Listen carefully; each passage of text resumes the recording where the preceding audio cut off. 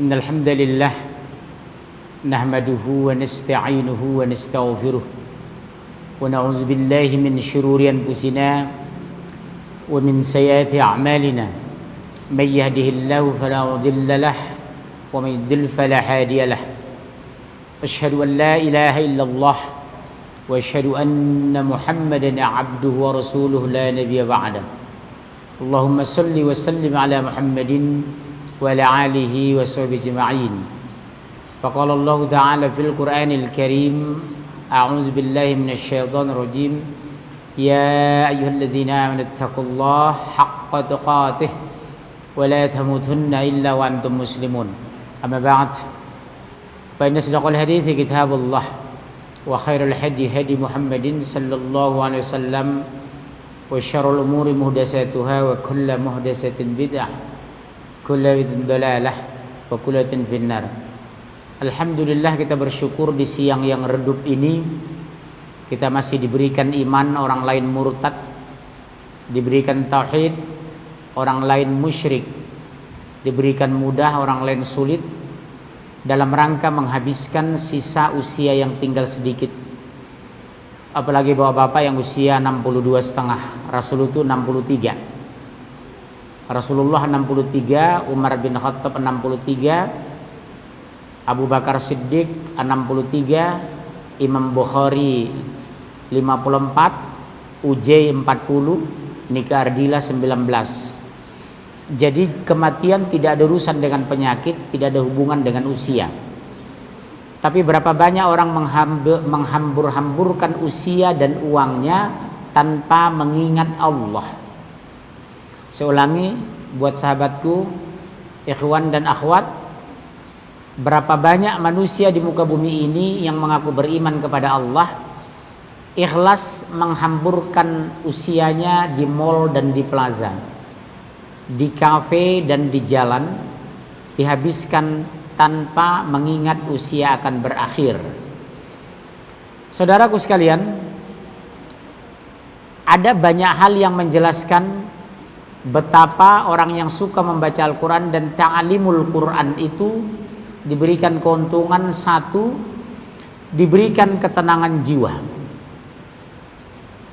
Ibu silakan catat, Bunda. Orang yang suka mendengar ta'lim, membaca Al-Quran, mengkaji Islam, satu, diberikan ketenangan jiwa. Ada orang di masjid mendengar ta'lim malah pulang.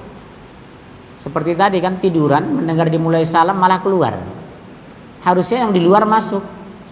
Beda dengan di Malaysia, di Brunei, di Hong Kong. Ketika saya tinggal di sana dulu, kalau kajian itu ribuan orang datang. Di Indonesia coba lihat tadi, terbangun dengar pengajian malah keluar. Subhanallah, hebatnya Indonesia. Yang kedua, apa Pak keuntungan orang ta'limul Quran? Diturunkan rahmah, kasih sayang.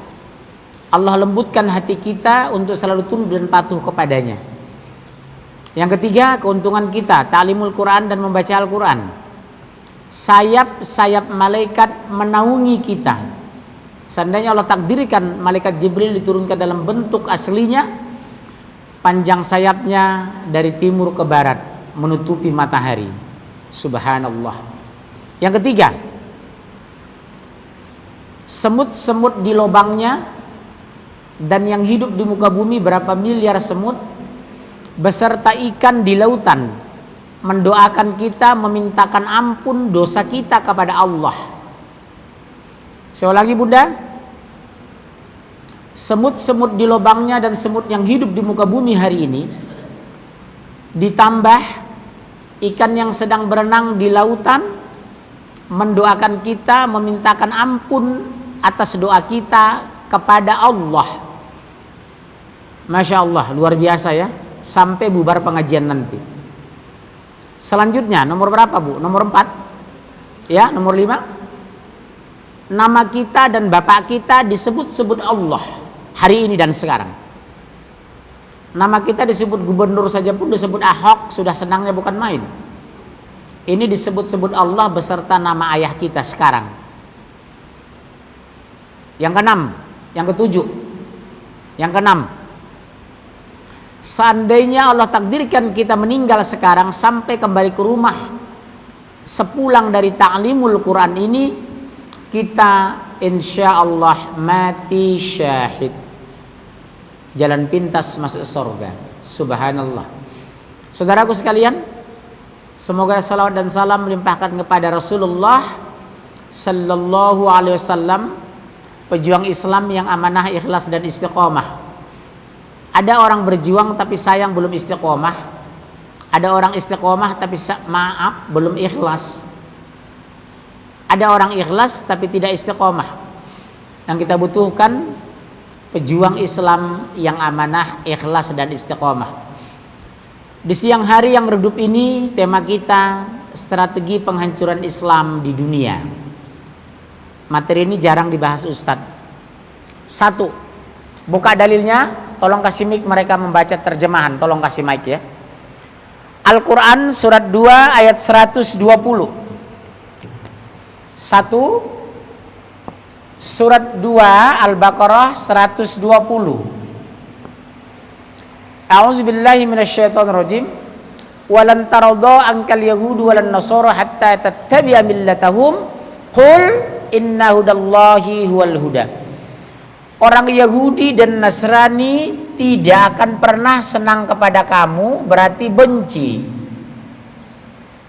sampai kamu mengikuti millatahum. Millah itu ad-din.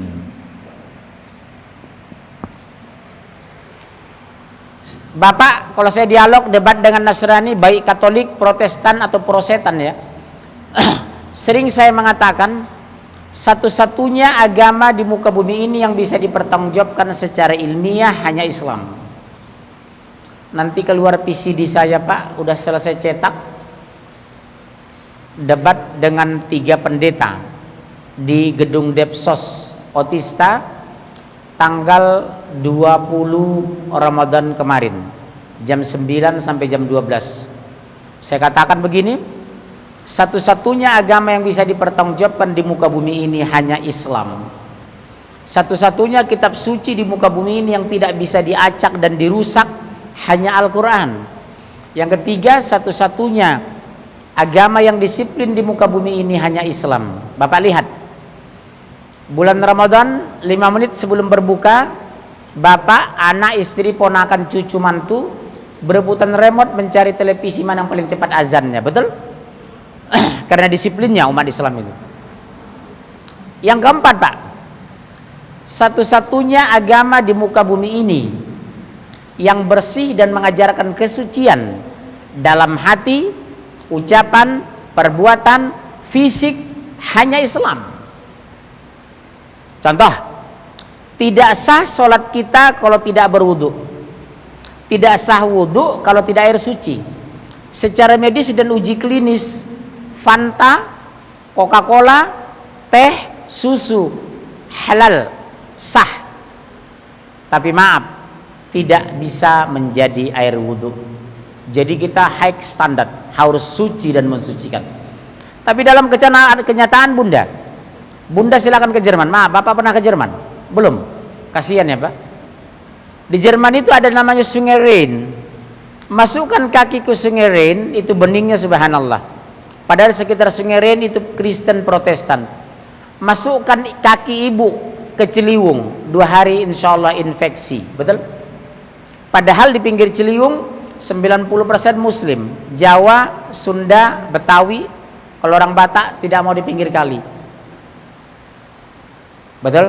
Bapak cek orang Batak tidak mau tinggal pinggir kali karena dia cerdas. Tidak mungkin ada ban bocor di sana. Dia nambal ban di Gatot Subroto Sudirman. Betul ya? Dia tidak mau di pinggir kali. Mungkin Bapak belum kenal saya. Sudah kenal nggak dengan saya Pak? Sudah kenal. Saya 21 tahun sudah berkeliling Indonesia, mulai dari Aceh sampai Rian Jaya. Nama saya Munzir Situmorang. Bapak kalau ikuti saya di YouTube lebih dari 30 lebih. Diunggah dari Masjid As-Salam, dulu Bursa Efek, kemudian Pertamina Pusat, dan ini terakhir. Kemudian TV apa? Satu lagi ada TV. Jadi Bapak silakan ketik aja Munzir Situmorang, akan kelihatan. Kami Situmorang yang muslim hanya 10%. 90% Nasrani, anak buah Yesus Kristus. Contoh siapa? Saud Situmorang. Siapa lagi Pak?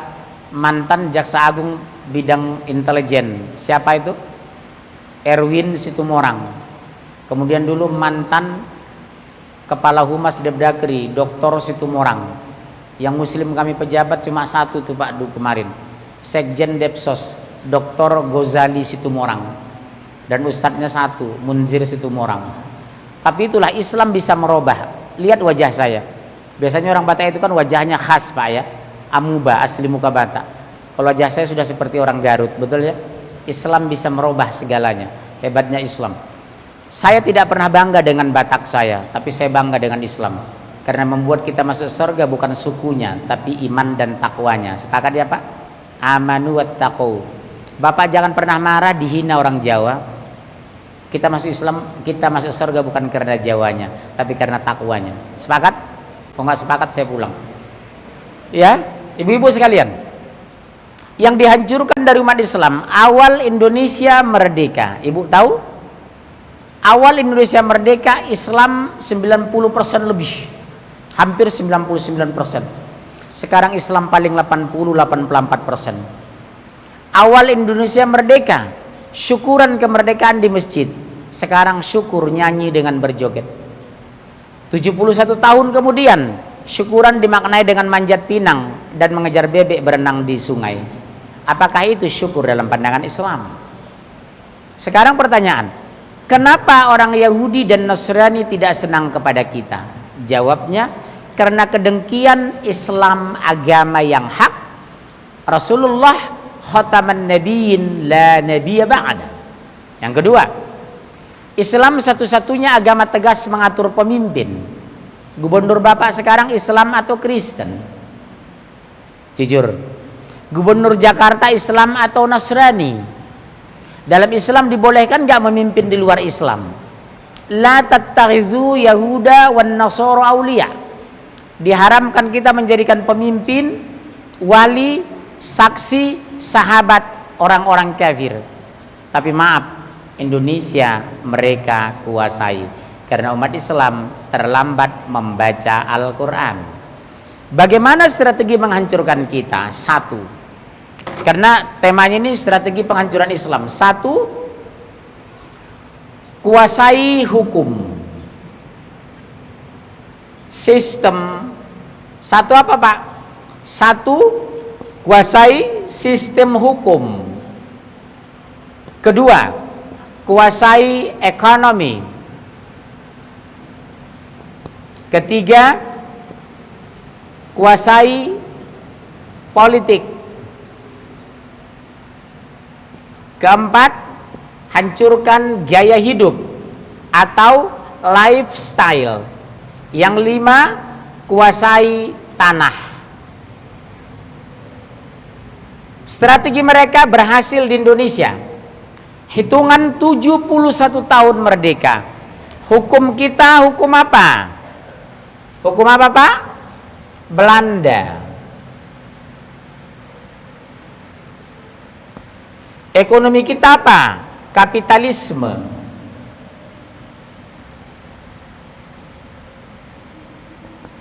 Politik kita apa? Politik pilpres langsung.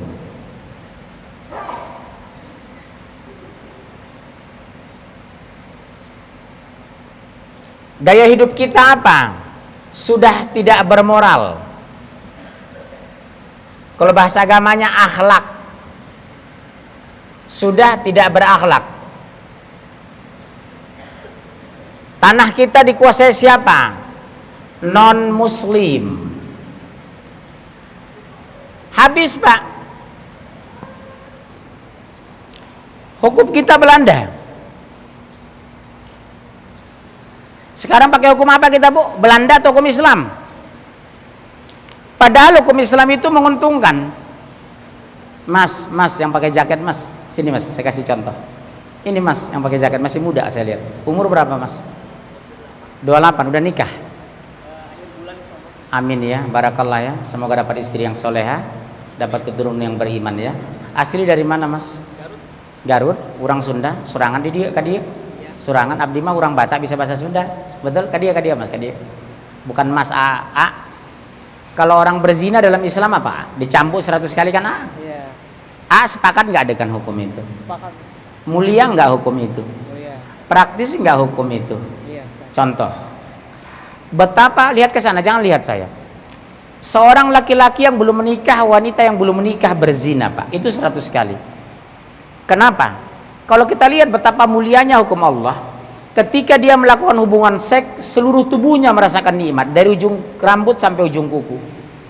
Ketika dijatuhkan vonis, dari kepala sampai ke bawah aliran syaraf itu mengalir sampai ke kaki, makanya kita direfleksi di bawah itu, Pak. Pankreas, jantung, paru-paru, liver, kepala, mata, posisi kita di sini. Itu mengalir dari sini. Di kepala ini menurut riset di Amerika, kepala kita ini berisi otak 1,5 kilogram, terdiri 1 triliun sel. Itu mengalir ke bawah, Bu, sistem syaraf itu. Makanya hasil riset di Amerika, ketika orang ruku sempurna, tangan ditempurung ke tempurung kaki, minimal 2-3 menit dia tomakninah sempurna. Sistem relaksasi syaraf paling sempurna ketika kita ruku itu. Subhanallah. Ketika dia melakukan hubungan seks, seluruh tubuhnya merasakan nikmat. Ketika dapat sanksi dicambuk 100 kali, seluruh tubuhnya merasakan getaran sakit. Betapa adilnya hukum Islam itu. Silakan duduk, Mas. Nggak jadi dicambuk kan? Karena nggak berzina. Luar biasa, Bu, ilmiah Islam itu. Setiap ada satu peristiwa hukum, beda sanksi. Ketika mencuri, tangan dipotong. Tangan itu di sini, Pak. Di sini sudah siku, di sini sudah bahu, tidak mungkin membias. Saya ulangi, Bu, Rasul dan sahabat mencontohkan mencuri atau korupsi, potong tangan. Tangan itu di sini dipotong. Di sini sudah sikut, di sini sudah bahu. Nggak mungkin hukum membias. Kenapa tangan yang dipotong? Karena secara fisik dan psikologi yang mengambil uang secara power tangan. Tanda tangan, power, ngambil langsung tangan fisik. Berzina, kenapa dia dicambuk? Karena seluruh tubuhnya merasakan nikmat ketika melakukan hubungan seks. Ketika jatuhkan sanksi, seluruh tubuhnya merasa sakit. Hukum itu adil. Kalau kita mencuri masuk penjara 15 tahun, mengambil uang negara 15 miliar, penjara 20 tahun. Bayangkan, Pak, 20 tahun berhenti pembinaan mendidik anak, membina anak, membimbing anak. 20 tahun berhenti menyayangi istri. Betapa pelanggaran HAM. Yang bersalah suaminya, anak istri korban. 1 generasi kehilangan kasih sayang dari seorang ayah karena di penjara. Islam tidak mengenal lembaga pemasyarakatan. Dia mencuri, uang kembali ke negara, tangan dipotong, dia dikembalikan ke rumah. Anak istri tidak terpengaruh, hidupnya nyaman. Luar biasa hukum Islam itu. Tapi kenapa kita menjauhi hukum ini? Bayangkan seorang suaminya yang korupsi atau mencuri, Pak, penjara 20 tahun. 20 tahun anaknya hilang pembinaan, istrinya hilang kasih sayang. Kenapa? Ketemunya paling sekali seminggu di penjara, itu pun cuma 15 menit. Yang kedua, Pak, anaknya tidak punya harga diri, ibunya kehilangan kehormatan. Kenapa? Anak kita kuliah di UI Trisakti, si bapaknya penjara. Babelu kemana, kata teman mahasiswanya? Di penjara. 20 tahun anak tidak punya harga diri, Pak. Istrinya di rumah 20 tahun tidak punya harga diri. Bapak mana, Bu? Di penjara. Subhanallah. Islam itu ilmiah. Jangan karena satu kejahatan membuat masa depan orang lain terganggu. Itulah hukum Islam. Sekarang, dari 204 anggota PBB, saya mau bicara untuk seilmiah mungkin. Dari 204 anggota PBB, negara Islamnya 63 negara Islam. Yang menerapkan hukum Islam, syariat Islam tinggal 7 negara. Malaysia, Singapura, Qatar, Kuwait, Abu Dhabi, Bahrain, dan Saudi Arabia. Selebihnya demokrasi dan HAM dikendalikan dengan Amerika. Subhanallah. Makanya di atas tadi katakan, Walan taradha ankal yahudu walan nasara hatta tattabi'a millatahum qul inna hudallahi huwal huda. Orang Yahudi dan Nasrani tidak akan pernah senang kepada kamu, tidak akan pernah senang kepada kamu sebelum kamu masuk agama mereka. Hancurkan umat Islam. Sekarang berhasil mereka, berhasil. Hukum kita mereka kuasai. Yang kedua, mereka menguasai ekonomi. Jujur Pak, sekarang saya bicara data, 80% tanah di Indonesia, ekonomi Bu, 80% tanah dikuasai 5% non muslim, 10% dikuasai orang muslim, 10% dikuasai BUMN. Selesai kita. 50 tahun ke depan di mana anak dan cucu kita hidup? Saya nggak tahu. Maaf, Bapak usia berapa? 56. Bapak asli dari mana? Jakarta. Bapak punya tanah ada 1 hektar di Jakarta? Nggak ada lagi kan Pak? Yang berjuang Jakarta siapa Pak? Muhammad Husni Tamrin, orang Betawi. Kakek saya berjuang di Medan dulu Pak. Maaf, cucunya di Jakarta. 1 kapling cuma 84 meter. Yang punya mereka. Subhanallah. Nanti saya bahas ayatnya, ini bukan tanpa ayat. Nanti kita buka satu-satu ayatnya Pak, supaya kita cerdas. Semua dibongkar Allah dalam Al-Quran. Bagaimana strategi Yahudi dan Nasrani menghancurkan Islam. Tapi sayang kita terlambat menganalisa ini. Betul? Yang ketiga, Bu, hati-hati ya Bu, sampaikan kepada Ibu nanti SMP, SMA, kuliah, supaya mereka sadar kita posisi diancam dan dihancurkan hari ini. Yang ketiga, politik Islam tidak mengenal pilpres langsung, pilkada langsung. Yang ada apa Pak? Dewan Syuro. Waktu Pak Amin Rais melempar isu pilpres langsung, pilkada langsung. Karena saya basic saya dari ilmu politik Pak, saya dari political science. Saya salah satu orang tidak sepakat pilpres langsung, pilkada langsung. Sebab kalau pilpres langsung, pilkada langsung, yang menang itu orang terkenal. Untuk terkenal harus masuk media. Yang punya media dan uang mereka otomatis menang. Contohnya Jakarta. Lihat Jakarta, Solo, Kalimantan Tengah, siapa yang megang sekarang? Orang mereka Pak, karena mereka punya uang, punya media. Haritanu punya 5 televisi. Kalau saya calon presiden, di televisi mana saya bisa masuk? Saya nggak punya apa-apa, nggak punya uang, nggak punya televisi. Subhanallah. Tapi Pak Amin Rais sayang termakan opini. Saya jujur aja Pak, karena basic saya dengan beliau sama dengan political science. Sejak pilpres langsung, pilkada langsung, sekian persen, 90% mungkin yang terpilih orang-orang sekuler yang tidak mengenal Al-Quran. Betul kan Pak? Zaman Pak Harto saya ngisi pengajian di Jakarta, menteri masih biasa hadir, dirjen ikut pengajian, jenderal nyatat kalau isi pengajian. Sekarang selamat tinggal Islam. Kalau saya sering tanya itu, menteri ada Pak? Nggak ada Pak. Dirjen ada yang hadir? Nggak ada. Kenapa? Yang terpilih ya mereka-mereka. Ini target barat Pak, cuma kita umat Islam nggak sadar. Masih ada habis-habisan membela orang kafir jadi gubernur, membela orang kafir jadi menteri, membela orang kafir jadi presiden, membawa orang kafir masuk masjid. Betul? Kiai lagi. Habis kan? Apa mereka nggak baca ayat?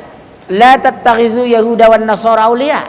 Subhanallah. Tolong sampaikan Bu sama anak Ibu. Yang keempat, gaya hidup, lifestyle. Ini mau saya panjang saya bahas, saya duduk dulu. Minta tolong air lah, air putih ada nggak? Ada air putih nggak? Ini terlalu dingin, nanti aja dibawa pulang.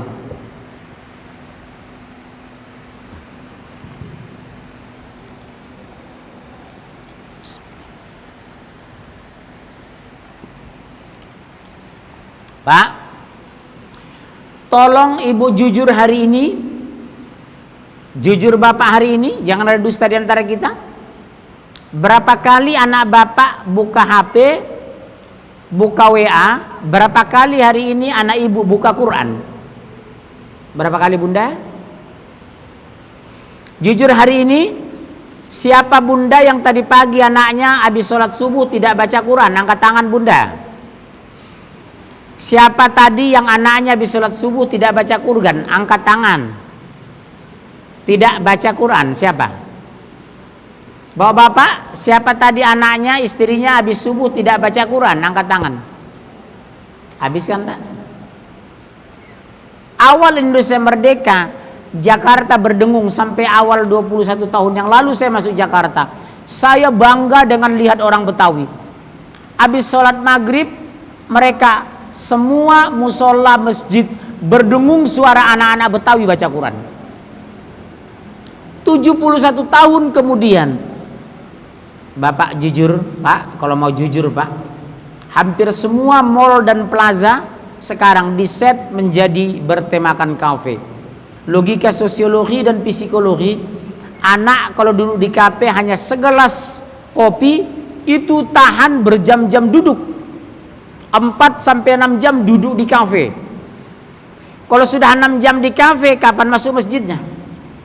Ibu lihat di mall-mall modern, di plaza modern, di Grand Indonesia, hari Sabtu Ahad anak-anak kita umat Islam 2 jam 3 jam angkat besi barbel di fitness center. 50 kg barbel bisa diangkat, masjid 50 meter dari rumahnya belum tentu datang. Al-Quran dibaca cuma 45 menit 1 juz, belum tentu dibaca. Mendaki gunung 5000 meter dia datangi, mengatasnamakan pencinta alam. Bukan pencinta alam, bercinta di alam. Ibu jangan buru-buru bangga, nah ibu mapala UI, mapala ITB, mapala UE, UGM. Pastikan dulu apakah dia suka baca Quran. Padahal Al-Quran fala khaufun alaihim wala hum yahzanun. Orang yang suka membaca Al-Quran yang tunduk kepada Allah, fala khaufun alaihim wala hum yahzanun. Tidak ada kekhawatiran mereka dan mereka tidak bersedih hati. Logikanya tahu nggak Bu? Kalau anak kita sudah dekat dengan Al-Quran, dia di bawah pengawasan Allah dan dibimbing oleh Allah, sekaya apapun kelak tidak sombong, semiskin apapun tidak pernah minder. Kenapa kadang orang kaya sedikit dia sombong, miskin sudah minder? Karena dia mengejar dunia sebagai target, bukan menjadikan akhirat sebagai target hidup. Ayat itu sangat luar biasa Pak, luas dan visioner. Kenapa tidak? Fala khaufun alaihim walahum yahzanun. Tidak ada kekhawatiran bagi mereka. Kenapa harus takut saya miskin? Allah yang saya sembah maha kaya. Betul? Kenapa takut saya sendiri? Allah maha pemelihara. Kenapa takut saya diganggu? Allah maha penjaga. Kenapa takut saya lemah? Allah maha kuat. Akidah ini harus kita doktrin kepada anak. Sehebat pun gangguan orang-orang kafir terhadap Islam, anak tidak pernah takut berlebihan karena Allah maha pelindung. Persoalan hari ini, sudahkah anak yakin bahwa Allah maha kaya? Pertanyaan hari ini, sudahkah anak yakin Allah maha pelindung? Sudahkah anak yakin Allah ini maha pemberi? Persoalannya belum sampai tingkat keyakinan. Makanya anak lebih betah di kafe daripada di masjid, lebih suka buka WA daripada buka Quran. Jujur bu, jujur. Ibu pernah nggak 3 jam sehari baca Quran? Suami ibu waktu Piala Eropa kemarin berapa lama tiap malam bangun jam 2 sampai jam 4? Alhamdulillah Bu, meskipun saya orang Batak, biasanya Batak itu senang bola, senang catur, senang gitar, senang nyanyi. Keempat itu saya tidak suka. Logika saya sederhana Pak, Jerman menang saya tidak untung, Italia kalah saya nggak rugi. Untuk apa saya nonton mereka? Antum suka bola nggak? Pertanyaan saya. Jerman menang Anda untung nggak? Dapat uang nggak? Dapat keuntungan nggak? Terganggu tidur nggak? Ya, terganggu kan? Italia kalah, rugi nggak? Kenapa masih nonton bola? Subhanallah. Wa ma khalaqtul jinna wal insa illa liya'budun. Dan tidaklah kami ciptakan manusia kecuali untuk menyembah kepada kami, mengabdi kepada kami. Apakah nonton bola, main catur bagian pengabdian enggak? Olahraga Islam itu ilmiah, berkuda, memanah, berenang. Ternyata hasil penelitian secara medis dan uji klinis, dari semua cabang olahraga yang paling bagus bagi fisik dan psikologi justru 3 ini. Apa itu? Memanah, berkuda, dan berenang. Berenang, paru-paru, jantung, seluruh tubuh bergerak. Memanah, membiasakan konsentrasi dan fokus. Berkuda, biasakan mengendalikan diri. Hasil riset ternyata laki-laki yang suka berkuda lebih kecil kena risiko impotensi. Jadi kalau udah agak-agak impoten Pak, rajin aja berkuda. Penyakit itu hilang insya Allah. Subhanallah, betapa ilmiahnya Islam ini. Termasuk jenggot kita. Orang Amerika meriset, ada hadis, panjangkanlah jenggotmu, cukur kumismu, selisihi orang-orang kafir, ahlul kitab, Yahudi dan Nasrani, kata Rasulullah. Di Amerika diriset Pak, ternyata laki-laki yang memanjangkan jenggotnya lebih kecil kena resiko kanker prostat atau kanker prostat. Subhanallah. Cuma masalahnya ibu berani nggak menganjurkan suami agar memelihara jenggotnya? Hampir semua pejuang Islam dulunya berjenggot. Lihat di Ponorogo, Imam Bonjol, Teuku Umar, Hasyim Asy'ari, Ahmad Dahlan, semuanya berjenggot karena mereka orang-orang soleh. Kita doakan bahwa bapak yang berbakat jenggot tapi tidak manjangkan jenggotnya, kita doakan kembali ke jalan yang benar, insya Allah. Pak, di lifestyle ibu lihat sekarang, hampir tidak ada kafe dan mall tidak penuh oleh anak muda kita. Mulai dari Medan sampai Aceh, mulai dari Medan sampai Irian, saya keliling di Indonesia. Mall-mall bertema kafe, anak muda digiring ke sana. Yang lebih parah lagi, sebelah kanan pakai anting-anting. Kalau di Australia yang pakai anting-anting biasanya gay, homoseks. Indonesia anak muslim digiring ke sana. Mapala, laki-laki perempuan tanpa mahram satu kemah, mengatasnamakan pencinta alam. Bukan pencinta alam, tapi bercinta di alam. Mereka bercelana pendek, malam-malam bernyanyi, gitar dibawa. Itu bukan budaya Islam, betul? Kedua Bapak, perhatikan anak-anak muslim sudah ikut-ikutan acara ulang tahun, tiup lilin. Baru dipasang 3 menit sudah ditiup. Kalau untuk ditiup kenapa dipasang? Belum enggak. Baru dipasang lilinnya, pasang lilinnya, pasang lilinnya. Habis dipasang apa? Tiup lilinnya. Kalau untuk ditiup kenapa dipasang? Itu tradisi orang kafir, orang barat, orang bule. Karena mereka bodoh, pakai tradisi bodoh. Kita cerdas orang Islam, jangan pakai lagi Pak. Kawan saya kemarin habis ulang tahun malah meninggal. Saya belum pernah ulang tahun, hidup sampai sekarang. Nggak usah ikut-ikutan Bu, ngabisin uang. Bersedekah jangan tunggu ulang tahun. Mengucapkan selamat jangan tunggu ulang tahun. Menghormati orang jangan tunggu ulang tahun. Mereka ada Valentine's Day, hari kasih sayang. Karena dia orang kafir tidak ada kasih sayang. Harus dibikin harinya baru kasih sayang. Kita setiap hari berpelukan, habis sholat kita berpelukan dengan anak kita. Mau berangkat sekolah berpelukan anak kita. Bun, ini peringatan keras buat bunda ya. Saya baru dapat laporan hari ini dan kemarin. Hampir setiap saya dapat laporan. Seorang laki-laki usia 24 tahun, ibunya dari Bogor kemarin datang ke rumah. Sebelum Idul Fitri apa dia bilang? Ma, mohon maaf ya Ma, saya mau pindah agama. Luar biasa kan? Setiap hari Pak, hari ini baru dapat laporan dari Bandung. Pak, mohon maaf, teman akrab saya sudah mau Katolik, sekarang tinggal satu kos dengan temannya Katolik. Dibujuk sudah tidak kembali ke rumah. Rame-rame murtad. Ini strategi mereka. Makanya tidak akan pernah senang sampai kamu mengikuti agama mereka. Hancurkan umat Islam. Kenapa Indonesia target? Karena Indonesia negara Islam terbesar di dunia, sumber dari alam kita melimpah. Kalau umat Islam rame-rame murtad, nanti menjadi kekuatan di tangan mereka. Lihat sekarang, ada Ustadz murtad kan? Ustadz Saifuddin Ibrahim sekarang menjadi pendeta Saifuddin Ibrahim. Ustadz saja berani mereka bisa berhasil di brainwash, sekarang menjadi pendeta. Luar biasa. Hati-hati ya Bu.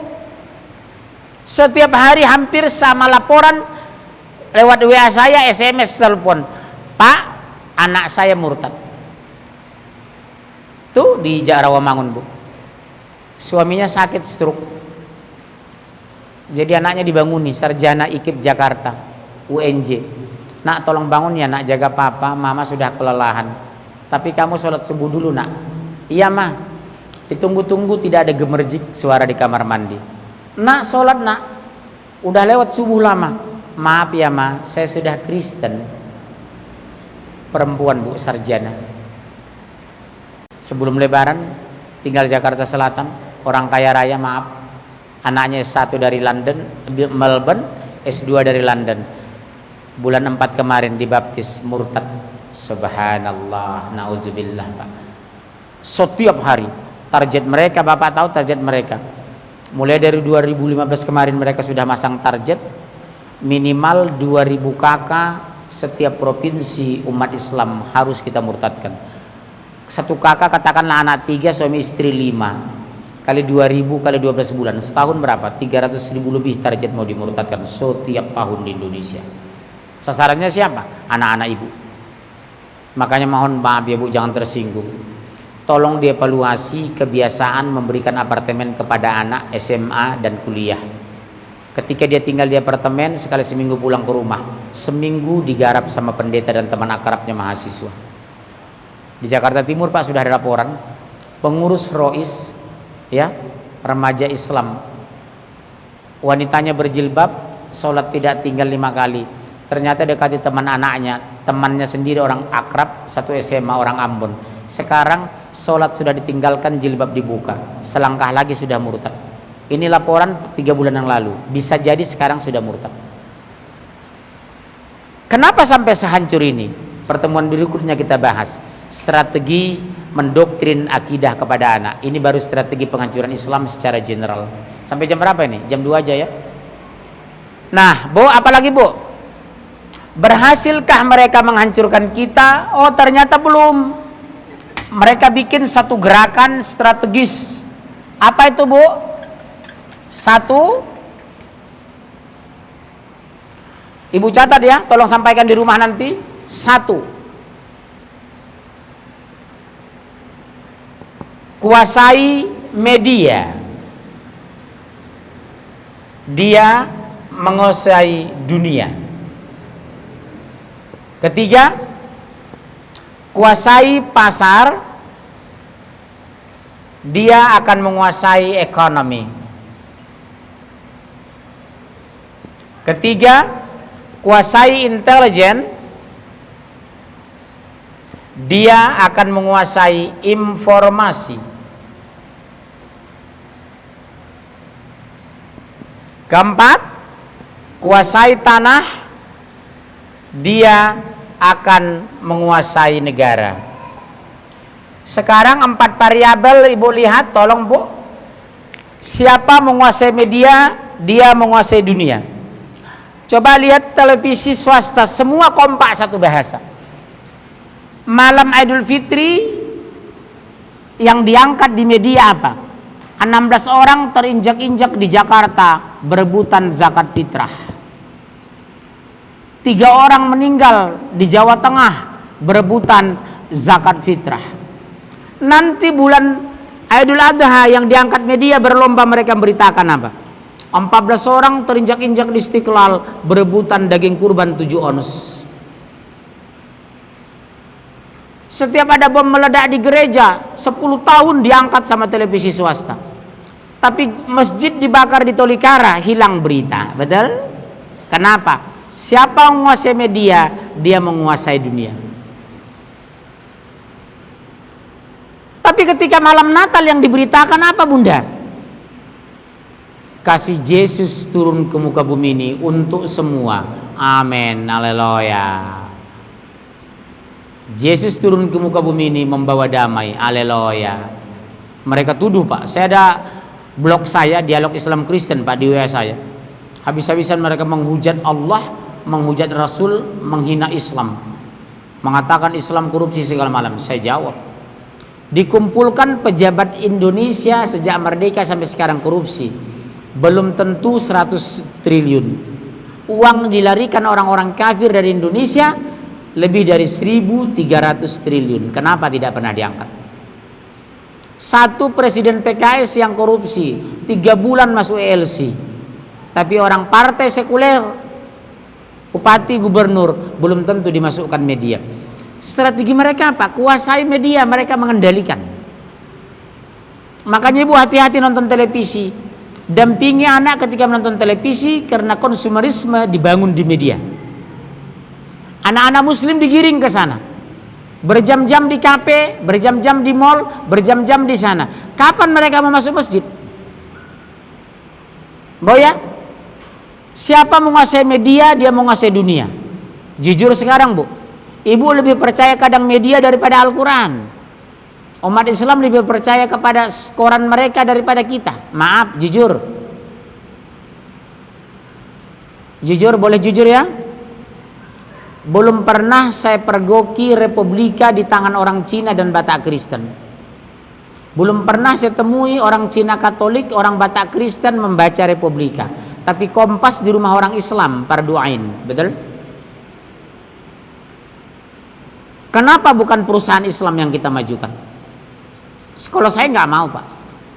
Belanja Tanah Abang saya tanya, yang punya toko siapa? Chinese, Muslim enggak, saya tinggalkan. Belanja makan, yang punya restoran siapa? Orang mereka. Islam enggak Pak, tinggalkan. Jadi sampai sekarang Pak, makan saya di mana? Nasi Padang, Simpang Raya, sederhana. Logika saya sederhana. Yang punya restoran orang Padang, Muslim, beriman, infak, zakat, sedekah. Saya dapat pahala, dapat makan, mereka dapat uang, dapat kebaikan. Bapak tahu tahun 2015 kemarin, Starbucks mengirim keuntungan ke Israel 2 miliar dolar, 24 triliun rupiah dari keuntungan mereka dikirim ke Israel. Untuk apa? Mereka bisa beli senjata menghabisi Islam di Palestina. Makanya sampai sekarang saya tidak pernah minum di Starbucks. Saya tidak mau makan di McD, menghabiskan uang di Hoka-Hoka Bento, karena itu bukan restoran pemiliknya, bukan saudara saya seiman. Saya sampai hari ini tanya istri saya bawa itu. Belanja di mana? Di Tip Top. Yang punya orang Padang, Bukit Tinggi, Muslim, berzakat. Baca koran, koran Islam. Baca majalah, Suara Islam. Ke warung orang Jawa, orang Sunda, orang Padang Muslim. Saudara kita terbantu, ekonomi kerakyatan terangkat. Tapi kalau belanjanya di sana, kapan Islam mau menang? Kita selalu mencintai Islam, tapi tidak pernah mencintai ekonomi Islam. Kita selalu bicara mencintai Islam, tapi masih memakai politik orang kafir. Pilpres langsung, pilkada itu bukan dari Islam. Yang menang mereka, lihat sekarang. Yang megang Jakarta siapa? Negara Islam terbesar di dunia, ibu kotanya dipegang orang kafir. Subhanallah. Solo, sentralnya Pulau Jawa, dipegang sama mereka, Franciscus Capereus. Karena Ustadz sendiri mengatakan, memilih pemimpin tidak perlu lihat agama. Tahu Bapak Ustadznya siapa kan? Jamaah. Oh, jamaah, betul. Al-Quran mengharamkan Pak. Strategi mereka luar biasa.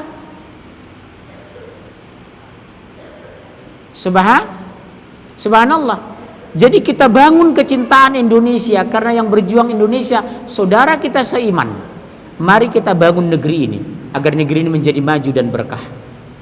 Saya ulangi, mari kita bangun negeri ini agar negeri ini maju dan berkah.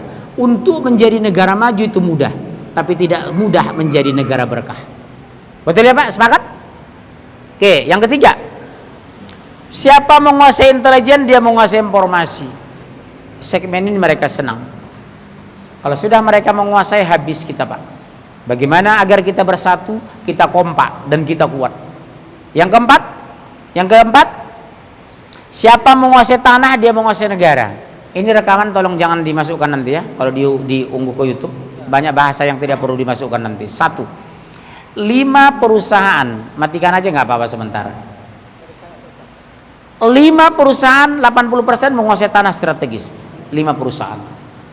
Kemana Bapak sekarang? Medan, Pekanbaru, Palembang, Jakarta, Bogor, Bandung, Jogja, Solo, Semarang, Surabaya, Makassar, Manado, Samarinda, Balikpapan.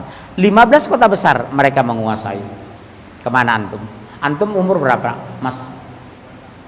76. Oh 26, saya kira 76. Sudah nikah Mas? Belum. Udah punya tanah? Warisan sudah punya nggak dari orang tua? Orang tua mana aslinya? Tasik. Punya udah bulat tanah nggak di Jakarta? Udah punya tanah? Berapa ribu meter? Subhanallah. Mereka jangankan hidup, mati saja kuburan mereka berapa meter? Kuburan kita 2,1, kuburan mereka berapa? 3 kali 5. Lihat di San Diego itu. Satu kaplingnya 300 juta. Yang punya siapa? Mereka. Anehnya orang Islam kalau meninggal beli di sana. Aneh kan Pak? Kok mau tanah bayar untuk kuburan saja 300 juta? Bukan hanya hidup, meninggal saja pun ingin gengsi. Emangnya udah meninggal perlu view kita? View-nya ke barat, ke utara, ada taman segala macam. Umat Islam sebagian mati pun mau cari gengsi, bukan cari pahala. Aneh kan, Pak? Jujur, siapa yang sudah beli kapling di San Diego? Angkat tangan. Kemarin ada yang meninggal, Bu. Saya tanya keluarganya, berapa kaplingnya beli, Pak? 2 miliar kapling kuburan. Memangnya kalau view-nya bagus, pemandangan ada air mancurnya, bisa lihat lagi. Subhanallah, habiskan di brainwash kita, cuci otak. Kuasai Islam, siapa mau menguasai tanah, dia menguasai negara. Berhasil mereka sekarang. Oke? Ada megang Quran? Megang? Ada nggak di HP? Tolong kesini Mas, pakai mic. Terjemahan aja nanti. Bukan bahasa Arabnya. Biasanya orang gemetar pakai bahasa Arabnya. Orang Jawa Barat biasanya agamanya bagus-bagus. Beliau orang dari Jawa Barat, Bu. Bagaimana mereka menghancurkan kita? Buka Al-Quran. Ini baru kita bicara Al-Quran, yang tadi bicara implementasi. Al-Quran surat 3 118 sampai 120.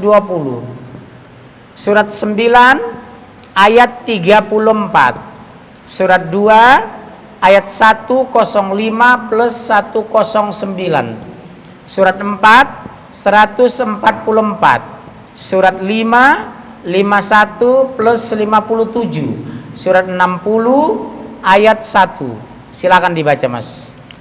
Surat 3 118 sampai 120. Pakai mic Mas yang kencang. Tunjukkan kejantanannya ya. Ayo orang yang beriman, janganlah kau ambil menjadi teman kepercayaan orang-orang yang di luar kalangan. Mas dilarang kan? Ya ayyuhalladzina amanu, hai orang beriman, jangan kamu jadikan di luar kalanganmu yang tidak seiman dengan kamu orang-orang kesayangan kepercayaanmu, jangan kamu ambil. Mas, Gubernur Jakarta muslim atau tidak Mas? Membela Mas atau membela agamanya Mas? Dekat dengan agamanya atau dekat dengan agama kita Mas? Akrab dengan sukunya atau suku kita Mas? Mencaci maki kita atau mencaci maki agamanya Mas? Habis kan? Salah sendiri. Ini Al-Quran sudah turun 1400 tahun yang lalu, bukan saya rekayasa. Percaya syukur, nggak percaya kufur. Terus Mas? Karena mereka tidak menimbulkan kemudaratan bagi. Iya, tidak akan henti-hentinya menurunkan kemudaratan. Bapak lihat, Pak, pengalaman saya turun ke Aceh, Bu. Begitu saya mendarat di Medan, tsunami Aceh, penerbangan penuh di Banda Aceh, saya mendarat di Pulau Nia Medan. Siangnya penerbangan masih penuh, saya jalan naik angkot, supirnya Amuba, asli muka Batak atau gerobak, gerombolan Batak, Nasrani. Apa dia bilang? Biar aja mati orang Aceh itu. Persoalannya Aceh itu Muslim. Nih dalilnya. Terus Mas? Cabut aja Mas, kasihan nunduk-nunduk, cabut aja. Mas nggak kerja hari ini? Libur ya? Alhamdulillah ya. Semoga Mas diberkahi Allah ya. Iya. Terus yang kencang, tunjukkan kayak orang Batak gitu. Walaupun Sunda kayak Batak, Sunda berwatak Batak gitu. Coba Mas. Ternyata kebencian dari mulut mereka dan apa yang disembunyikan oleh hati mereka adalah lebih besar lagi. Bapak percaya nggak ayat ini firman Allah? Masih percaya Pak? Masih percaya nggak ini ayat Allah? Bapak masih percaya nggak firman Allah? Tahu mana Allah terhadap Kristen daripada kita terhadap Kristen? Makanya saya kaget yang teman Ahok yang berjilbab, Ningsih itu. Saya berjilbab dan saya Muslim, tapi saya teman Ahok. Pakai kol-kolah lagi, Ahok kok gitu. Subhanallah. Iya, pakai kol-kolah Bu. Aneh kan? Mereka ingin mengkehancuran kamu. Lihat Pak. Waktu pertumbuhan ekonomi zaman Pak Harto tahun 97, 7,2% pertumbuhan ekonomi makro kita. Kepung hancurkan. Dolar dari 1.300 maaf sampai ke 17.400 meskipun cuma 2 jam. Soros masuk, hancurkan Indonesia. Karena Indonesia negeri Islam terbesar di dunia. Kita nggak sadar Al-Quran sudah ada informasi. Terus Mas. Sungguh telah kami terangkan kepadamu ayat-ayat kami jika kamu memahaminya. Tolong dipahami ya Bunda. Di mulut mereka pura-pura baik, di belakang mereka mati lu. Mereka bersatu di PBB agar Indonesia jangan maju, agar Indonesia jangan bermartabat, agar Indonesia jangan berkembang. Bapak lihat nggak target World Bank, Bank Dunia terhadap Indonesia sekarang? Pertumbuhan ekonomi kita sekarang dipatok 4,8%. Rupiah kita fluktuatif. Kemarin Menteri Keuangan kita Sri Mulyani sudah mengatakan, dalam perencanaan infrastruktur bagus, tapi yang jadi masalah uangnya dari mana? Utang kita sudah dari 4.000 triliun. Mas besok kalau punya anak coba perhatikan ya. Anak sekarang kalau udah lahir itu nangisnya lebih besar, mungkin mikirin utang, wallahu a'lam. 4.000 lebih utang kita sekarang. Subhanallah, luar biasa ya. Ya terus Mas. Beginilah kamu menyukai mereka padahal mereka tidak menyukai. Oh, ketahuan. Kamu pura-pura baik mereka cari simpati gara-gara Ahok bangun masjid di kantor gubernur, Anda langsung simpati, padahal itu pura-pura. Pura-pura kok kata Allah. Beginilah kamu. Kamu menyukai mereka padahal mereka nggak suka sama kamu. Depan kita basa-basi. Marbot masjid berangkat umroh. Itu pancingan umat Islam lugu menjurus ke dungu. Sepakat? Lugu menjurus ke dungu. Bapak lihat Kalimantan Tengah, Kalimantan Barat, gubernurnya siapa? Teras Narang dari PDIP. Hampir semua kepala dinas Kristen. Padahal Kalimantan Tengah, Kalimantan Barat Islamnya 64%. 90% pejabat seiman dengan mereka. Beginilah kamu. Kamu menyukai mereka padahal mereka nggak menyukai. GR. Terus Padahal mereka tidak menyukai kamu dan kamu beriman kepada kitab-kitab. iya, kamu hargai gereja Istiqlal di depan gereja katedral depan Istiqlal berdiri nyaman. Pertumbuhan gereja sekarang 380% per tahun. Orang kafir gegap gempita jadi pejabat. Beginilah kamu. Kamu lebih percaya kepada demokrasi Amerika daripada Al-Quran. Beginilah kamu, dibantai bapakmu baru sadar, kata Allah. Betul ya Pak? Lihat Ambon itu Pak, 1999 pembantaian Islam malam Idul Fitri. Lihat 2015 masjid dibakar di Tolikara. Beginilah kamu, sudah diserang masih toleran. Hebat kan? Islam agama paling toleransi. 71 tahun merdeka, justru Kristen berkembang. Tidak ada Kristen yang kita bunuh, karena haram membunuh agama lain tanpa sebab. Saya ulangi Pak, haram membunuh agama lain tanpa sebab. Islam agama paling toleran. Lihat Indonesia Pak, semua agama ada libur. Gongsi Pacai, Cengbeng, Nyepi, Waisak, Yesus wafat, Yesus naik ke pangkuan bokapnya di sorga. Betul? Semua libur. Bapak silakan ke Amerika yang mengaku negara demokrasi, mulai tahun 2015 baru ada libur bersama. Itu pun khusus di New York. Negara bagian belum ada Mas. 2015 baru ketok Palu, khusus New York, libur Idul Fitri, Idul Adha. Negara lain belum ada. Indonesia sejak merdeka libur semua agama difasilitasi negara. Siapa yang demokrasi? Siapa yang menghargai agama lain? Indonesia. Pertanyaan saya, sejak Indonesia merdeka agama lain sudah ada di kabinet. Amerika merdeka 176 tahun. Ada nggak pernah menteri di Amerika Muslim? Ada menteri Islam di Jerman? Ada menteri Islam di Perancis? No. Siapa yang toleransi itu? Bapak juru bicara Islam di depan mereka, depan Luhut Sitompul, Hotma Sitompul, Luhut Panjaitan. Sayangnya saya tidak berani karena Ilyas mengundang saya ke ILC. Saya mau jelaskan ini sama Karni Ilyas. Bang Karni tolong lebih jujur sportif di ILC itu, supaya umat Islam itu tahu negara Indonesia negara paling menghargai agama di muka bumi ini. Subhanallah. Bunda ya, Bun? Ya Bun ya? Terus Mas, Apabila mereka menjumpai kamu, mereka berkata kami Dan apabila mereka menyendiri, mereka mengisi ujung jari antara marah serta berbenci terhadap kamu. Iya, di depan kita mengatakan, tahu orang semua saudara, begitu keluar dari ini mereka menggigit jari lantaran benci kepadamu. Ini Al-Quran loh Pak. Mas, ini sering dibahas Ustaz nggak? Jarang kan? Baru dengar kan? Ayat ini turun kapan Mas? 1400 tahun yang lalu kan? Selama ini yang dibahas, yang dibaca cuma Yasin kan? Dari Garut, Cianjur, Sukabumi, malam Jumat baca Yasin, saudara itu. Ayat ini tidak dibahas. Ayat ini tidak dibahas. Tolong dibahas di rumah sama anak istri, supaya istri anak sadar bahwa Islam dikepung, dihancurkan sama mereka. Toleransi yang terbaik dalam Islam, menghargai semua agama. Tapi sekali mereka mengganggu, ke kuburan pun kita kejar. Toleransi Islam seperti lebah Pak. Dimanapun dia hinggap, ranting tidak ada yang patah, daun tidak ada yang gugur, tapi dia tinggalkan mengeluarkan madu yang bergizi dan menguntungkan. Orang Islam itu seperti lebah. Tapi lebah diganggu sedikit saja, kemanapun musuh dia kejar. Bapak lihat lebah kalau diganggu, sengatannya sangat menyakitkan.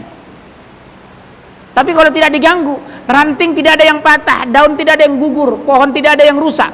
Setiap dia meninggalkan pohon, meninggalkan madu yang menguntungkan buat orang lain. Subhanallah. Itulah orang Islam. Tapi kenapa kita dimusuhi, dikatakan teroris, ISIS? Saya ini ketua ISIS Bu. Ikatan suami sayang istri. Belum nikah? Mas belum. Umur berapa tadi? 26. Tunggu kapan lagi? Tanah sudah punya, mobil sudah punya, apa udah punya, tabungan udah punya, ya kawin atuh. Ulah cicing wae di dia. Ya, kawin ya kawin. Mau nggak saya carikan? Saya ready stock. Yang kerja di BNI, BRI, Telkom, Pertamina, Indosat, mau? Benar loh Mas, sudah punya calon. Benar. Nanti temui saya ya. Gratis, cuma 10% dari biaya pernikahan. Beliau dia coba, insya Allah bulan berapa? Bulan berapa rencana? 24 September. Subhanallah. Istri orang mana? Orang Garut? Masya Allah. Saudara Yusuf Kala? Enggak. Orang saudara Yusuf Kala bukan? Oh bukan. Nikahnya di Makassar dong nanti. Oh iya. Berani cari orang Makassar. Itu kalau orang Makassar sama dengan orang Medan loh Mas. Pernikahan ditanggung suami. Beda dengan orang Jawa. Istri saya orang Jawa Mas. Nikah saya 2 hari 2 malam, saya nggak keluar uang. Namanya bata itu arti bata Mas. Banyak taktik. Cari nikah tapi gratis, saya orangnya. Betul. Subhanallah. Ya. Orang Jawa, orang Sunda itu baik-baik Pak. Pernikahan tidak ditanggung oleh suami. Kalau orang Batak, orang Makassar, orang Aceh, orang Padang, mati karancaan. Ada orang Padang di sini. Yang nanggung suami, baralek gadang, abi happy lah, anjur awak. Subhanallah. Terus Mas. Katakanlah kepada mereka, matilah kamu karena kemarahan itu. Sesungguhnya Allah mengetahui segala isi hati. Terus.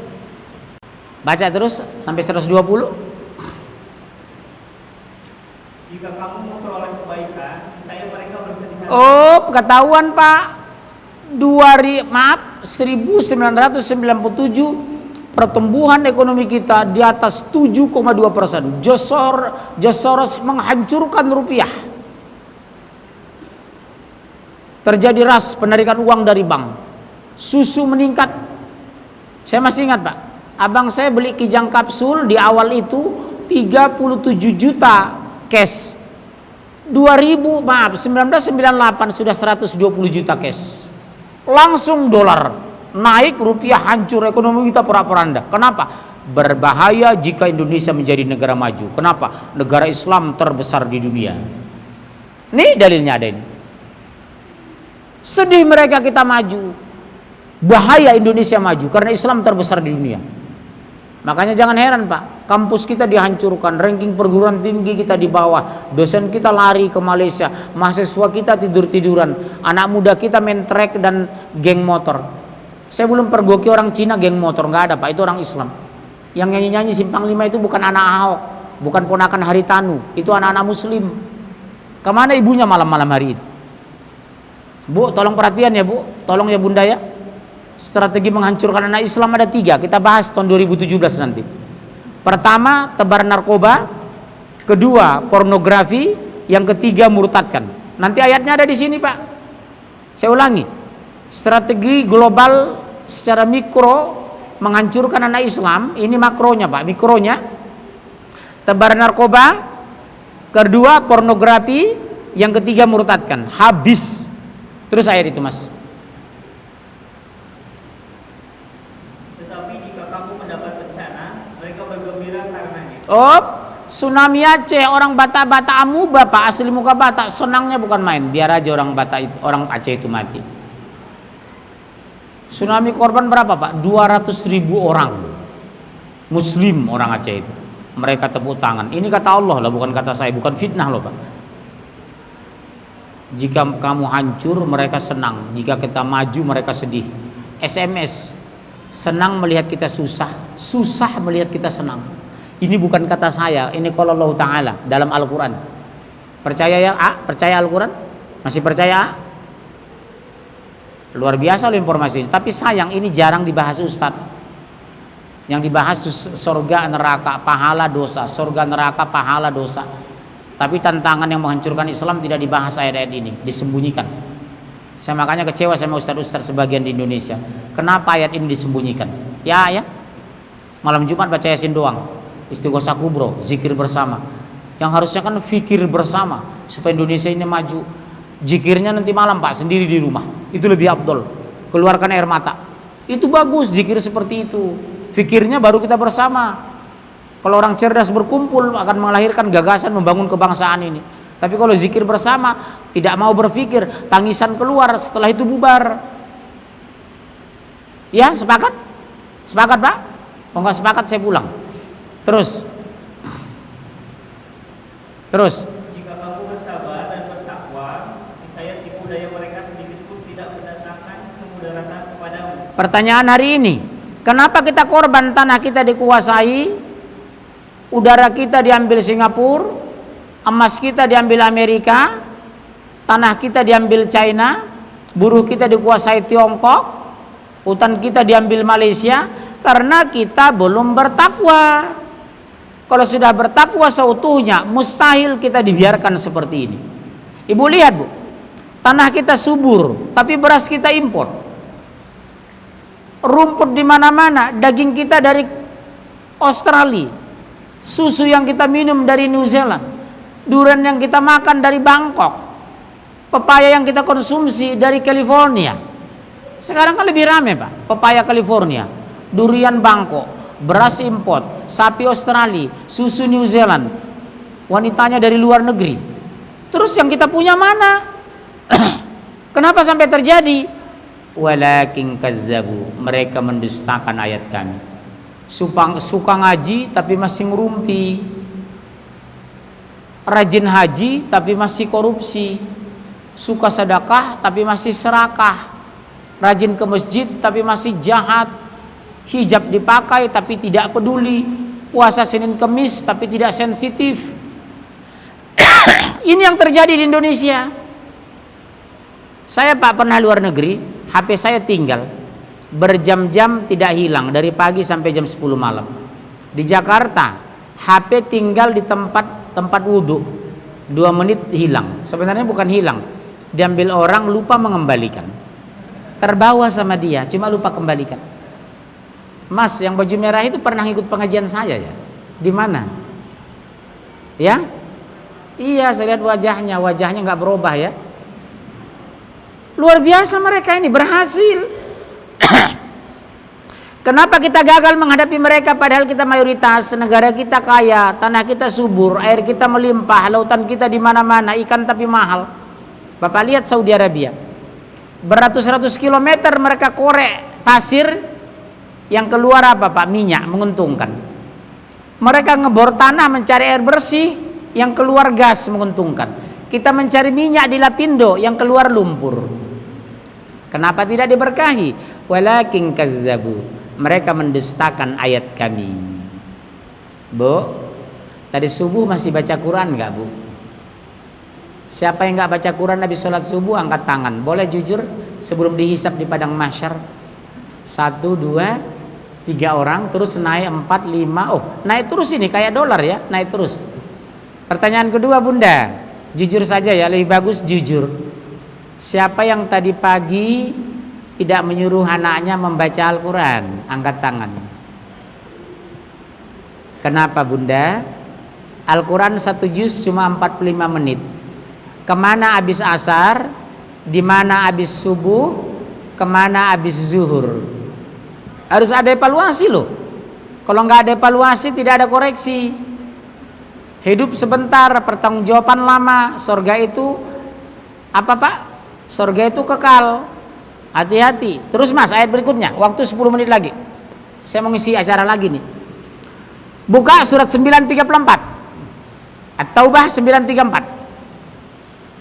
Yang cepat Mas, usahakan lebih cepat dari menghitung uang. 934 ya Mas. 934 bukan 3 dan 4. Surat 9 ayat 34 maksudnya. Saya orang-orang yang beriman, sesungguhnya sebahagian besar. Sebagian besar.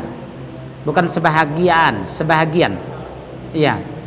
Saya orang-orang yang beriman, sesungguhnya sebagian besar dari orang-orang alim Yahudi dan rahib-rahib Nasrani benar-benar memakan harta orang dengan jalan batil. Nah, ada informasi kan? Mayoritas orang Yahudi dan Nasrani merampas harta orang-orang Muslim dengan jalan batil. Yang punya Freeport Amerika atau kita? Siapa mereka? Yahudi enggak? Caltech Amerika enggak? Stanpek Amerika enggak? Siapa yang mengambil minyak beribu-ribu ratus ribu ton dari Riau? Mereka kan? Ada informasi dari Quran, cuma umat Islam terlambat baca ayat. Udah diberitahu Pak 1400 tahun lalu. Seandainya Pak Harto, Pak SBY, Pak Jokowi baca ayat ini, tidak mungkin kontrak Freeport diperpanjang. Karena ada informasi, hai orang beriman, mayoritas orang Yahudi dan Nasrani akan menguasai negeri kamu dengan cara batil, merampas. Al-Quran loh Pak. Kenapa ayat ini tidak dibahas Ustadz? Jarang kan dibahas ayat ini kan. Mayoritas mengambil harta kamu dengan cara batil. Betul ya Allah, hari ini kami yang bodoh, kaya tapi dirampas, punya harta tapi tidak dikelola, punya hutan diambil Malaysia, punya udara dikuasai Singapura, buruh dikuasai Tiongkok. Terlambat baca Quran Bu. Talambe. Tahu talambe A? Terus A. Dan orang-orang yang menyimpan emas dan perak tidak menafkahkannya pada jalan Allah, maka beritahukanlah kepada mereka bahwa mereka akan mendapatkan sisa yang penuh. Enggak mungkin mereka diberikan kebaikan karena mereka kafir. Bapak lihat berapa ribu ton emas kita sudah bawa ke Amerika. Yang saya khawatirkan bukan hanya emas. Begitu korek mereka, saya sudah sampai ke Freeport itu Pak. Saya keliling Pak dari Aceh sampai Rinjaya. Cuma saya menghindar memang ceramah televisi. 4 televisi meminta saya. Dulu ada 2 televisi saya ngisi, diantaranya TVRI. Belakangan ketika swasta meminta saya mengisi ceramah, saya didikte Pak. Pak Munzir nggak boleh ngomong itu, nggak ngomong ini, nggak boleh ngomong itu. Akhirnya saya nggak mau ngisi. Padahal kalau saya ngisi honornya besar loh Pak itu. Karena dibayar sama iklan. Cuma saya nggak mau diatur, saya hanya mau diatur Allah dan Rasulnya. Benar Pak, 4 televisi meminta saya. Tapi sebelum rekaman pernah kejadian Pak. Jam 8 sudah mau berangkat dari rumah, direktur televisi langsung nelpon saya. Pak Munzir nggak boleh ngomong ini, nggak boleh ngomong itu. Astagfirullah, udah nggak usah jadi saya bilang. Berapa hari lagi saya ditelepon, maaf nggak bisa Pak, saya lagi radang tenggorokan saya bilang. Kita diatur diatur. Maunya saya bebas ngomong. Ini enggak. Lihat Pak saya. Kalau Bapak pernah di Grand Indonesia, setahun lebih saya ngisi kajian di sana. Khotib Jumat, kajian, kemudian Ramadan. Karena saya bahas 1 ayat saja Pak. La tattakhizu Yahuda wan Nasara auliya. Diharamkan kita menjadikan orang Yahudi dan Nasrani sebagai pemimpin, wali, saksi. Langsung saya ditegur, di stop selama-lamanya di Grand Indonesia, di Plaza Indonesia sekarang. Hebat kan? Al-Quran saja sudah tidak bebas dibahas di Indonesia. Pada negeri Islam terbesar di dunia. Menyakitkan. Yang berjuang dulu 90% nenek moyang kita Muslim dan berjenggot. Sekarang yang berjenggot dicurigai, dikatakan teroris, ISIS, anarkis, segala macam. Giliran orang kafir yang ngebom Alam Sutra tidak dikatakan teroris. Yang Alam Sutra itu kan orang Cina kafir itu, tidak dikatakan teroris. Begitu bom meledak di atrium, orang Muslim dikatakan teroris. Menyakitkan nasib kita umat Islam di Indonesia. Terus, Mas, ayat berikutnya, 1 ayat lagi, 3 ayat lagi, masih banyak ya. Pada hari dipanaskan emas, Stop, jangan itu Mas. Surat 2 105 109 Al-Baqarah. Surat 2 105 109. Langsung. Udah? Al-Baqarah 205 berapa? 105 109. Ketemu? Ibu-ibu sudah ketemu? Benar, cepat Mas. A. 105 apa katanya? orang-orang kafir dari ahli kitab dan orang-orang musyrik tiada menginginkan diturunkannya sesuatu kebaikan kepadamu dari Tuhan. Bu, ini makin general ayat ini. Orang-orang kafir dari ahli kitab dan orang-orang non ahli kitab. Ahli kitab siapa, Pak? Yahudi dan Nasrani. Non ahli kitab Hindu, Buddha, Konghucu, ateis, komunis. Bersatu mereka tidak menginginkan kebaikan diturunkan kepadamu. Jadi mereka iri kalau negeri Islam maju. Mereka kepanasan kalau bapak kaya. Mereka nggak mau kalau anak kita berhasil. Karena di surat Al-Quran surat 9 ayat 55 Allah angkat, dilebihkan kepada orang kafir 3 hal. Pertama, 955 Allah lebihkan 3 kepada orang kafir. Pertama, umur lebih panjang. Kedua, harta melimpah. Ketiga, anak berhasil. Coba lihat, Bapak lihat, maaf, orang Chinese. Yung Sung Cik 97, Tang Sung Sing 98, Tai Kucing 107. Panjang-panjang umur mereka. Giliran umat Islam, Suparno meninggal kecelakaan. Berapa? 28. Suparjo jatuh dari ketinggian. Umur berapa? 17. Memang diunggulkan usia. Kedua, mereka lebih berhasil. 10 besar orang kaya dunia semuanya orang mereka. Belum ada Munzir Situmorang korporat, belum ada Pak sampai sekarang. Bapak lihat, Tamrin, Sudirman, Gatot Subroto, Kuningan, TB Simatupang. Berapa puluh ribu kapitalisasi harta yang di sana, gedung pencakar langit. 95% orang mereka, bukan gedung kita. Pak, Bapak sedih nggak jalan-jalan Sudirman? Giliran direkturnya Sing Tung Cik, komisaris utamanya Lom Sing Yung, begitu satpamnya Suparno, securitynya Suparjo, cleaning service-nya Sutiem, orang dari Malang, Jogja, Kulon Progo. Begitu bosnya GM ke atas semua mereka. Sedih negeri ini, negeri Muslim yang terabaikan dan ditinggalkan Allah. Karena kita jauh dari Quran dan Islam. Sepakat ya? A, sepakat ya? Negeri Islam yang ditinggalkan. Lihat A, Brunei itu. Tidak ada di sana demonstrasi, tidak ada lumpuh layu, tidak ada orang sakit berlebihan, tidak ada orang miskin berkeliaran, tidak ada peminta-minta di jalanan. Lihat Brunei, lihat Dubai, Qatar itu. Di Saudi itu yang meminta-minta itu bukan orang Arab, orang Afrika. A. Udah umroh nggak? Belum.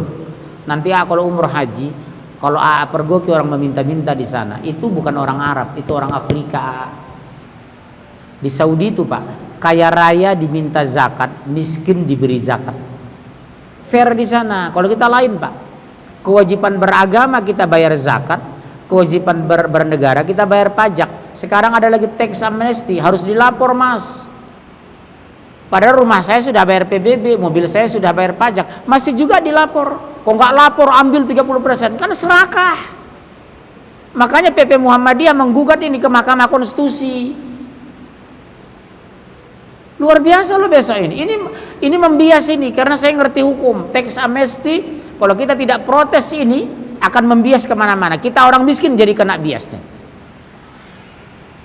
Padahal turut target tax amnesty itu Pak, untuk mengembalikan uang-uang yang nongkrong luar negeri. 54.000 triliun uang nongkrong luar negeri, uang orang Indonesia. Supaya mau mereka jujur kembali ke Indonesia, diharapkan Bapak Jokowi 11.000 triliun saja kembali sudah bagus.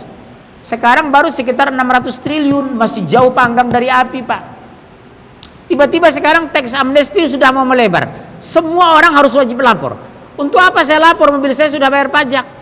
Untuk apa kita lapor? Rumah kita sudah PBB. Betul kan, Pak? Kok nggak lapor kenapa? Didenda.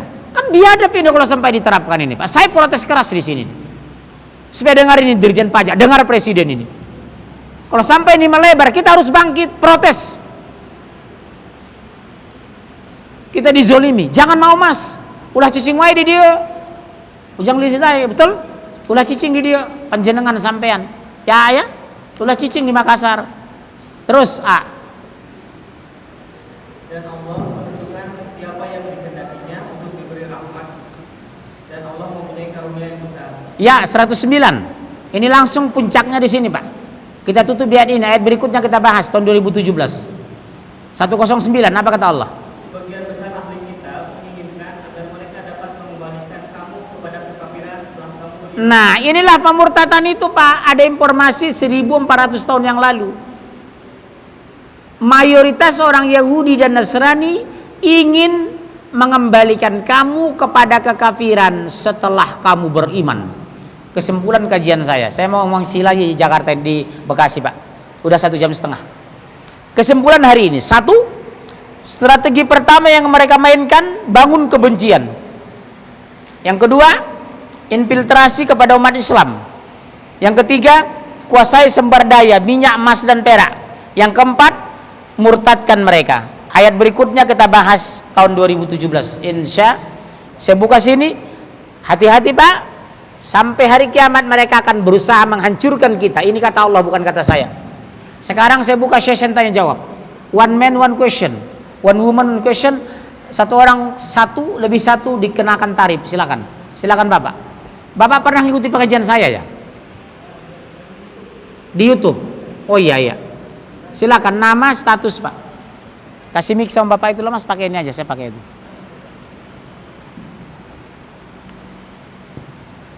Alhamdulillah. Assalamualaikum warahmatullahi wabarakatuh. Waalaikumsalam warahmatullahi. Ya. Saya terima kasih sekali dan alhamdulillah bisa menghadiri tausiah.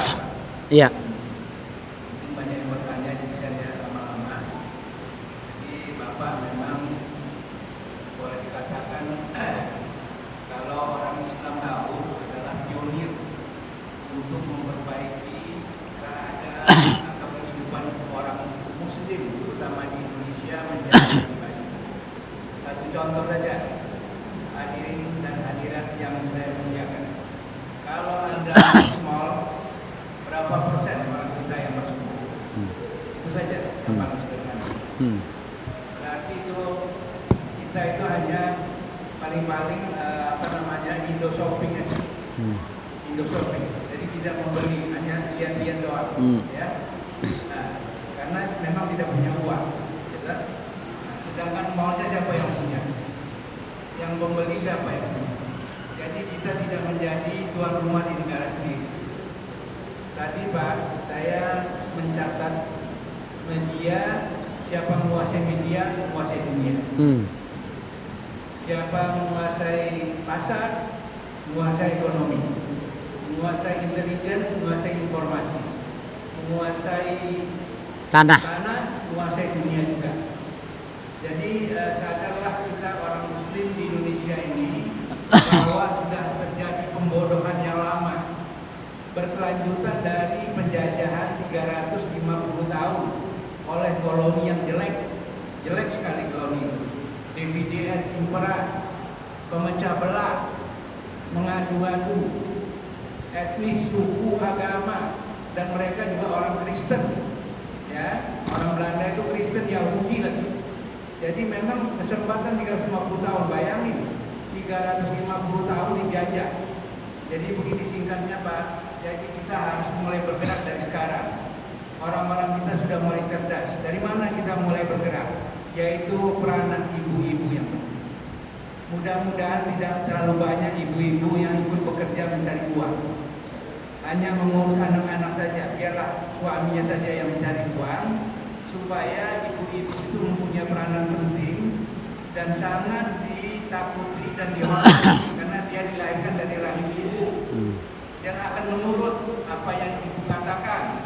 Oleh karena dari situlah awal mulanya kita akan berjaya, insya Allah tidak lama lagi. Apalagi Indonesia ini kaya raya, jamrut khatulistiwa, apa saja ada. Sebetulnya orang Amerika itu takut menyembah kita karena apa aja ada sini. Kalau dia embargo kita, dia yang rugi. Bisa kita tendang saja tuh dari Jayapura, sudah habis ya. Itu saja. Wabillahi taufiq bagi saya. Wassalamualaikum warahmatullahi wabarakatuh. Waalaikumsalam. Tolong Mas A, tolong ambilkan A. Karena bukan pertanyaan, hanya pernyataan. Mudah-mudahan ibu-ibu dengar itu. Saran Bapak itu bagus. Ibu yang mulia bukan keluar rumah untuk bekerja, tapi keluar rumah untuk ngaji. Ibu hari ini mulia hari ini. Insya. Pertanyaan 1, Ustadz, bagaimana Islam mau bersatu menghadapi kristenisasi, sedangkan ustadz-ustadz ahli sunnah sedikit tidak bersatu, merasa benar sendiri. Betul. Saya bicara pemurtadan di televisi, ada oknum ustadz sunnah malah mengatakan biarkan saja pemurtadan. Aneh ustadz ini. Bahkan ada ustadz sunnah yang berani mengatakan tidak ada pemurtadan di Indonesia. Di depan saya ngomong seperti itu. Padahal saya keliling dari Aceh sampai Renjaya. Bagaimana sikap kita terhadap mereka? Tinggalkan mereka, mari kita berjuang. Dalam Islam, orang murtad dinasihati, orang mualaf dibina. Kalau ada ustadz sunnah ngerti Al-Quran, paham hadis mengatakan biarkan mereka murtad, itu bukan mewakili Islam, itu suara pribadi. Rasulullah itu kalau ada murtad nasihati, orang mualaf dibina, bukan dibiarkan. Memang ini mereka ada di Indonesia, ada berapa orang di Jakarta ustadz seperti itu. Abaikan saja Bu, ya Bu, ya mau? Kita membina orang itu pahalanya besar. Satu saja orang masuk Islam lewat kita Bu, tahu nggak pahalanya? Sama dengan langit dan bumi beserta isinya. Satu saja kita mengislamkan orang. Sementara ada ustadz yang mengatakan biarkan aja mereka murtad. Dulu ngisi di sini barangkali malah sering. Kedua, Assalamualaikum Ustadz. Waalaikumsalam. Kalau ustadz jamaah membolehkan milih pemimpin orang kafir, apakah kita masih boleh mendengarkan ceramahnya? Sebagusnya jangan. Saya ulangi. Kalau ada ustadz yang boleh memilih pemimpin orang kafir, apakah kita masih boleh mendengarkan ceramahnya? Bagusnya jangan, karena dia sudah mengusak sistem dan akidah. Dia bilang begini Pak, apa kata beliau, Mr. Ustadz M ini kan, jamaah jamaah. Kalau ibu naik pesawat, apakah menanya pilotnya Islam atau Kristen? Berarti dia nggak ngerti persoalan. Pilot itu memindahkan orang dari Medan ke Pekanbaru Jakarta, Jakarta Batam. Bukan pengambil kebijakan hajat hidup orang banyak. Kalau pemimpin itu pengambil kebijakan, apakah dia gubernur, bupati, menteri. Ini ustadz nggak ngerti masalah ini. Ya, dia katakan begitu. Memilih pemimpin tidak perlu melihat agamanya. Berarti dia nggak ngerti Quran. Kalau nggak ngerti Quran, kenapa jadi ustadz? Yang salah umat, kenapa ngundang? Keluar kota diundang 30 juta. Pesawatnya Garuda. Nginapnya di hotel bintang 5, salah sendiri, betul? Gampang kan? Dimanjakan sendiri sama apa Pak? Sama pengikutnya. Kemana-mana kasih 25 juta, 30 juta, ke daerah 40 juta. Kalau dia nggak diundang kan mati sendiri. Masalahnya apa? Televisi memfasilitasi. Karena televisi bagaimana populer, bukan bagaimana benar. Islam itu kebenaran, bukan popularitas. Makanya saya tidak mau masuk televisi kecuali diberikan kebebasan bicara Al-Quran. Kalau mau kaya Pak, saya diundang televisi Pak. Saya diminta ke Australia Pak, ditawari berapa miliar asal saya tidak fokus tegas bicara Quran. Iya. Ketiga,